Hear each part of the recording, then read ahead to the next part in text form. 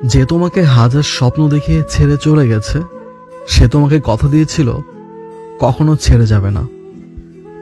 যে তোমাকে বলেছিল আর কেউ পাশে থাকুক বা না থাকুক, সে তোমার পাশে সব সময় থাকবে।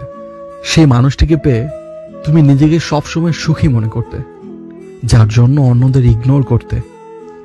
যে মানুষটি তোমার কল লিস্টের ফেভারিট পার্সন ছিল, কিন্তু আজ তুমি তার ব্লক লিস্টে।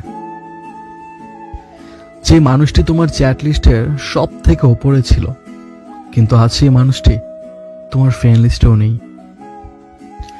সেই মানুষটি যে তোমার সাথে কথা না বলে এক মুহূর্ত থাকতে পারতো না, কিন্তু আজ তোমার বারের জন্য সেই মানুষটি মনে করে না।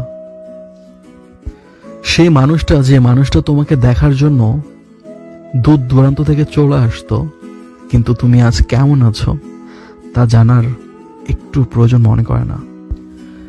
সেই মানুষটা যে তোমাকে বলেছিল তোমাকে হাসলেই সুন্দর লাগে, কিন্তু আজ সেই মানুষটাই তোমার নীরব কান্নার কারণ।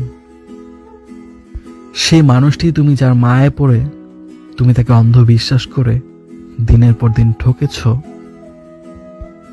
যে তোমাকে ভালোবাসার নামে বাস্তবতা শিখিয়েছে, যে তোমাকে শিখিয়েছে প্রিয়জন বলতে কেউ নেই, আসলে সবই প্রয়োজন।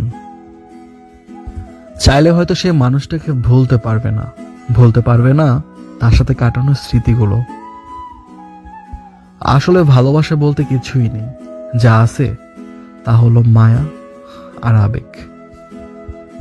আর যখনই তুমি কারো প্রতি বেশি মায়া বাড়াবে, তখনই তুমি অবহেলার পাত্র হয়ে যাবে। একদম বাস্তব কথা।